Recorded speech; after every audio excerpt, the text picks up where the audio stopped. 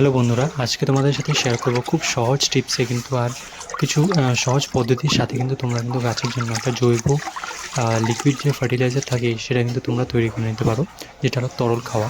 খুব সহজে কিন্তু এগুলো গাছের জন্য তৈরি করা যায়, আর কিছু কিন্তু কম কষ্টের সাথে, অনেকটা কিন্তু কম কষ্টের সাথে। কারণ এখানে কিন্তু কোনো রকমের এক্সপেন্স বা কোনো রকমের কিন্তু কস্টলি বা ইনভলভ কিছু নেই। এখানে কিন্তু টাকার কোনো রকমের একদম ইনভলভ থাকে না, কারণ জিনিসটা কিন্তু আমরা অলরেডি কিন্তু বাজার থেকে কিনে এনে ফেলেই দিই জিনিসটা খাওয়ার পর। সেটা হলো এই যে দেখতে পাচ্ছ এখানে এখানে হলো যেটা হলো ফল, যেটা হলো কলা। তো কলার খোসা হোক বা অন্য রকমের ফলের সবজির যে খোসাগুলি বা ফলের যে খোসাগুলি, সেগুলো কিন্তু আমরা মোস্ট অফ দ্য টাইম আমরা কিন্তু ফেলে দিই। এটা কিন্তু আমরা বেশিরভাগটা তা রাখি না, ফেলে দিই।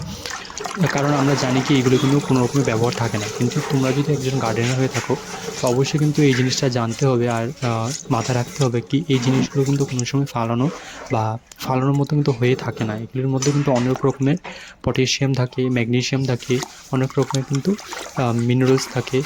মিনারেলস তো মেনলি ওয়াটারেই থাকে, কারণ এটার মধ্যে অনেক রকমের ভাইটামিন বা অনেক রকমের কিন্তু মাইক্রো অর্গানিজম, যেটা হলো অনুখাদ্য, এগুলো কিন্তু এগুলোর মধ্যে কিন্তু পাওয়া যায়। অনেক কিন্তু বেনিফিট থাকে, আর অনেকটা কিন্তু তোমাদের গাছের জন্য কিন্তু ভালোই থাকবে। দেখো লিকুইড যে এই সোর্সটা, এটা কিন্তু খুব উপকারী হবে। তোমরা যদি এই টিপসগুলোকে ভালো করে ইউজ করে এটাকে তৈরি করো, আর খুব সহজে কিন্তু এগুলোকেও তোমরা কিন্তু গার্ডেনে অ্যাড করতে পারো। খুব সহজে একটা কিন্তু ভালো রেজাল্ট পাবে গাছে, আর অনেক রকমের কিন্তু অনেক পরিমাণে বলতে পারো ফুলের কিন্তু সংখ্যাটা বাড়বে।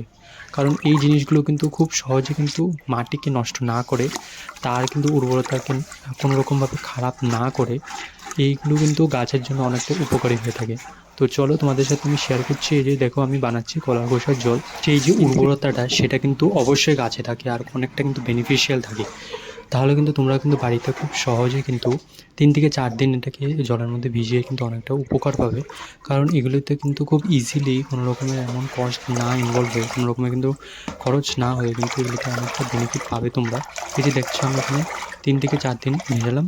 ভেজানোর পরে এগুলো আমাকে বাকলাগুলোকে আমি সাইড করে নিলাম। ভালো করে এগুলোকে জলের সাথে আমি মিলিয়ে নেব। এই দেখছো আমি ১ মুখ নিলাম। ১ মুখ কিন্তু আমি ১ থেকে ২ মুখ দিয়ে কিন্তু আমি জলের যে এক্সট্রা যে ওয়াটারটা থাকে, এক্সট্রা যে জলটা নিই, সেটার সাথে আমি মিলিয়ে নেব। মিলিয়ে নিয়ে এটাকে বানিয়ে নেব। এই দেখো খুব সহজে কিন্তু এখানে তৈরি হয়ে গেছে। বেশি সময় লাগেনি, আর বেশি খরচ ছাড়া কিন্তু এগুলো করা যায়। দেখতে পাবে এখানে, এই দেখো এখানে কিন্তু তৈরি হয়ে গেল। তো তাহলে কিন্তু তোমরাও কিন্তু খুব ইজিলি কিন্তু এই জিনিসটা বানাতে পারো।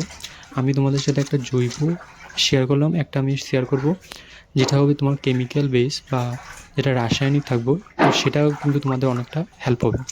তো তোমরা যদি ভিডিওটা দেখে থাকো আর ভালো লাগলে অবশ্যই লাইক, শেয়ার অ্যান্ড ফলো করে আমার পাশে থাকবে। সাবস্ক্রাইব করে আমার অবশ্যই চ্যানেলকে সাথে থাকবে, তো অনেকটাই ভালো লাগবে। তো ভিডিওটা কেমন লাগবে অবশ্যই জানাবেন। সবাইকে অসংখ্য ধন্যবাদ।